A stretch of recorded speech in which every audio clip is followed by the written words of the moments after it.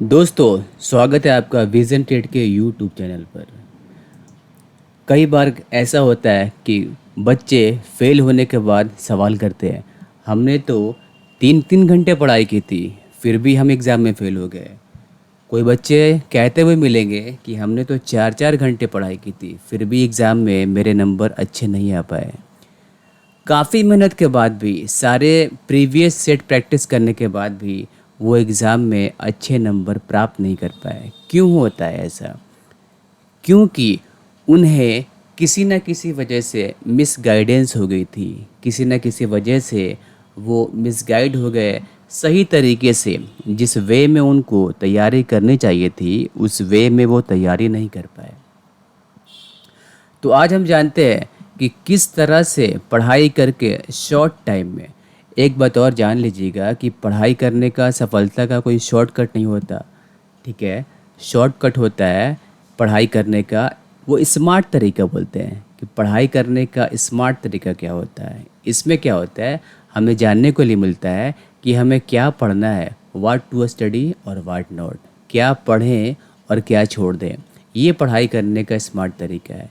ये आपको short way बताता है कि कैसे मेहनत करें। एक होता है कि एक बच्चा 6-6 घंटे, 8-8 घंटे पढ़ाई कर रहा है। इतने घंटे पढ़ाई करने के बाद भी कोई बच्चा आया, वो 2-2 घंटे, 3-3 घंटे पढ़ाई किया। इतने घंटे पढ़ाई करके आराम से उसने स्मूथली एग्ज़ाम को क्वालिफाई कर लिया। क्यों होता है ऐसा? क्योंकि इन्होंने काफ़ी डीप पढ़ाई की थी और क्या पढ़ें और क्या छोड़ें इनको सही से पता नहीं चल पाया। और इनके पास एक तरीका था कि क्या पढ़ना है और क्या छोड़ना है। इसको स्मार्ट स्टडी बोलते हैं। तो जानते हैं। और एक बात और कि अगर आपको आपके सामने सिलेबस, जिस एग्ज़ाम का सिलेबस होता है, कि सिलेबस आपको सही से पढ़ने के लिए मिल जाए तो एग्ज़ाम पास करने में आपको आसानी होती।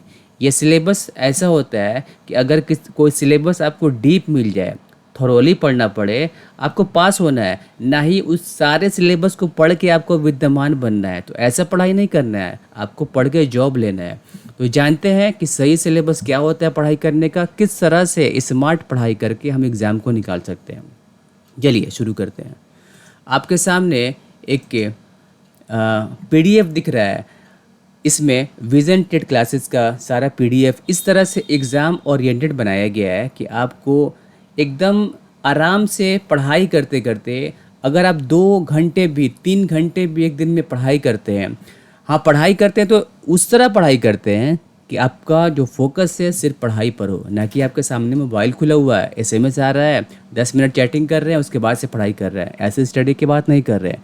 2 घंटे पढ़ाई कीजिए, लेकिन फुल मोटिवेट होकर कीजिए। ठीक है, ऐसा पढ़ाई मत कीजिए कि 6-6 घंटे बैठे हुए हैं और सामने मोबाइल खुला हुआ है और वो पढ़ाई कर रहे हैं। ठीक है, तो क्या है, आपको सिलेबस क्या है, किस तरह पढ़ना है, इसको देखते हैं। इससे आपके सामने बाल विकास का शिक्षा शास्त्र जो है, सीडीपी, चाइल्ड डेवलपमेंट पेडागोजी, इसका आपका सारा सिलेबस दिया हुआ है। दोस्तों, अगर इन सारे सिलेबस को, जो चैप्टर्स यहाँ पे आपको शो किए हुए हैं, इन सारे सिलेबस को आप सही से पढ़ जाते हैं, आपको जो चैप्टर के नाम यहाँ पर दिए हुए हैं, इन सारे सिलेबस को अगर आप सही से पढ़ जाते हैं तो आपके एग्ज़ाम में, मेरे हिसाब से जिस तरह इस सिलेबस को एग्ज़ाम ओरिएंटेड बनाया गया है, तो मेरे हिसाब से आपके 24 से 26 नंबर, इतने नंबर पक्के हैं आपके, अगर इन सारे सिलेबस को पढ़ जाते हैं तो। मैं इसकी बात कर रहा हूँ।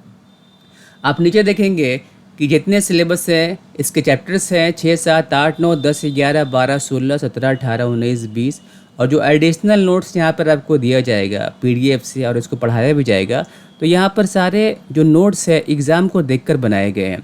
ये सीडीपी का जो वेटेज है आपके एग्ज़ाम में सबसे ज़्यादा होता है। कैसे होता है इसको जानते हैं, देखते हैं आपको इसको किस तरह से इसका वेटेज को लेते हैं। देखिए, आपका जो सीडीपी होता है, आपका सीडीपी होता है 30 नंबर का। एकदम ध्यान से अगर देखते हैं आपको, तो आपको एग्ज़ाम क्वालिफाई करने में कोई परेशानी नहीं होगी। आपने कोई भी काम शुरू करना है तो काम शुरू करने से पहले आप सारे काम का एनालाइज करते हैं। एनालाइज करने के बाद आप उस काम में लगते हैं कि कैसे पढ़ना है, किस तरीके से काम शुरू करना है। तो देखते हैं यहाँ पर आपका 30 नंबर का सीडीपी होता है, ये आपका फुल सीडीपी होता है। ठीक है, सेकंड आपका 30 नंबर का मैथ होता है, जिसमें 15 आपको सीडीपी के होते हैं और 15 आपको क्या होते हैं, 15 आपको सॉल्विंग वाले मैथ होते हैं, सॉल्विंग वाले मैथ होते हैं 15। अब 15 आपका सीडीपी के जो होते हैं मैथ्स है ना वो होते हैं। उसके बाद अगर हम देखते हैं तो ईवीएस का सेक्टर आता है। ईवीएस में देखते हैं, ईवीएस में आपको 15 नंबर का सवाल जो चैप्टर्स है एनसीईआरटी के और चैप्टर आनुवांशिक के हैं, दिशा दूरी के हैं और ट्रेन के सवाल होते हैं, पोषण है, उसके बाद आपको सौरमंडल है, परिस्थितिकी है, इससे आपको 15 सवाल आते हैं। आप 15 सवाल आपको आते हैं सीडीपी के। ठीक है, आप सिर्फ ध्यान दीजिएगा कि सीडीपी कहाँ कहाँ इंपॉर्टेंट है। ये आपका 90 नंबर का एग्ज़ाम हर किसी को देना होता है, कोई भी इंसान हो, कोई भी भाषा पढ़ने वाला है, पंजाबी है, सिंध है, नेपाली है, उड़िया है, बंगाली है, डोगरी है, हिंदी है, उर्दू है, संस्कृत है, जो भी है, सबको इस 90 नंबर को पढ़ना होता है। ये 90 नंबर जो है आपका 30 नंबर यहाँ पर और 30 नंबर आपको यहाँ पर और 30 नंबर आपको यहाँ पर, इतने एग्ज़ाम हर किसी को देने होते हैं। उसके बाद नंबर आता है हिंदी का, ये आपका लैंग्वेज है, ये आपका लैंग्वेज सेक्टर है। हिंदी में किसी की हिंदी होती है 30 नंबर की और किसी की इंग्लिश होती है 30 नंबर की, या उर्दू होती है 30 नंबर की, या संस्कृत होती है 30 नंबर की। अब 30 नंबर में क्या पूछते हैं वो लोग, 30 नंबर में आपको 15 पूछते हैं। आपको 15 में क्या है, 15 में 9 आपको गद आते हैं, जो आते हैं ना पैसेज टाइप के, आपको वहाँ कंप्रिहेंशन दिया होता है, उसमें आपको पूरे कंप्रिहेंशन कहानी टाइप के पढ़ने होते हैं। वो कोई भी कहानी टाइप का होता है, आपको कोरोना पर हो या देश की इकोनॉमी पर हो या बेरोजगारी पर हो, जो भी हो, 9 नंबर के आपके गद आते हैं, 6 नंबर आपके पद आते हैं। इनसे आपके हो गए कितने, 15 सवाल। अब 15 सवाल आपको पूछे जाते हैं आपके लैंग्वेज पेडागोजी से, मतलब ये भी आपका सीडीपी। उसी तरह जो 30 नंबर के आपके हैं, इंग्लिश हो, चाहे उर्दू हो, चाहे संस्कृत हो, नेपाली हो, डोगरी हो, उड़िया हो, इसमें भी आपको 15 नंबर आते हैं। 15 के आपको गद पद और 15 के आपको आते हैं सीडीपी। अगर वेटेज की बात करें सीडीपी की, तो थोड़ा ध्यान दीजिएगा कि वेटेज कैसे लेते हैं इसको। देखिए यहाँ पे आपको pure CDP 30 number, sorry 30 number में आपको 15 के सीडीपी यहाँ पे, 15 के सीडीपी यहाँ पर, 15 के सीडीपी लैंग्वेज में, आप 15 के सीडीपी लैंग्वेज 2 में। अगर काउंट करते हैं 30 नंबर और 15 45, ये हो गया आपको 60, ये हो गया आपको 75, ये हो गया 90। ये आपको 90 नंबर का वेटेज आपको सीडीपी का है, बाल विकास का सेक्टर है, वहाँ से आपको 90 नंबर के सवाल होते हैं। तो अगर आप ये सारे जो चैप्टर्स है सही से पढ़ लेते हैं तो आपके 90 नंबर एग्ज़ाम में आ गए, इतना श्योर रहिएगा, बशर्ते आप ये सारे चैप्टर्स को सही से पढ़ते हैं। इन चैप्टर्स को पूरा करने के बाद आपका नंबर आता है मैथ्स का। जो मैथ्स अभी इस चैनल पर विज़न टेट का जो यूट्यूब चैनल है उस पर ये सारे मैथ अभी करवाए जा रहे हैं, वीडियो वाइज करवाए जा रहे हैं। इसमें सारा टॉपिक वाइज आपको मैथ करवाया जा रहा है। अगर सही तरीके से आप मैथ पढ़ते हैं तो आपके 15 नंबर एकदम सिक्योर हो गए। इसका दावा तो नहीं करता मैं, पर इसका यकीन दिलवाता हूँ कि जो लोग इस तरह से, जिन लोगों ने पढ़ाई किया है उनको फ़ायदा पहुँचा है, आपको भी फ़ायदा पहुँचेगा। शर्त इतना है कि आप लगन से पढ़ाई कीजिए। और एक बात कि जो लोग बिहार से बिलोंग करते हैं, जो लोग बिहार से बिलोंग करते हैं और वो लोग, उन लोगों ने डीएलएड किया है या आपको बीएड किया है, जो भी किया है दोनों में से, अगर वो लोग सीटेट की तैयारी कर रहे हैं तो उनके लिए ये बहुत ही अच्छा गोल्डन अपॉर्चुनिटी है, क्योंकि बिहार में घोषणा कर दी गई है कि जो बिहार में अगली वैकेंसी आने वाली है शिक्षक की, वो वैकेंसी आपकी सीटेट के रिज़ल्ट के एग्ज़ाम के बाद आएगी। तो आप लोग के लिए इससे और अच्छा मौका क्या चाहिए। अगर आप लोग लगन से, भिड़ के आप लोग मेहनत करते हैं, थोड़ी सी मेहनत करने की और ज़रूरत है। अगर आप लोग सही से मेहनत करके एग्ज़ाम निकाल लेते हैं तो आपको जॉब पाने से कोई नहीं रोक पाएगा। और एक बात कि अगर आप लोग इस सारे सिलेबस को, जो सिलेबस आपको सारा दिखाया जा रहा है यहाँ पर, ईवीएस का, मैथ्स का, सीडीपी का, हिंदी का, अगर आप लोग सारे सिलेबस पॉइंट बाय पॉइंट यहाँ पर वीडियो डाल डाल के आपके लिए करवाया जाएगा।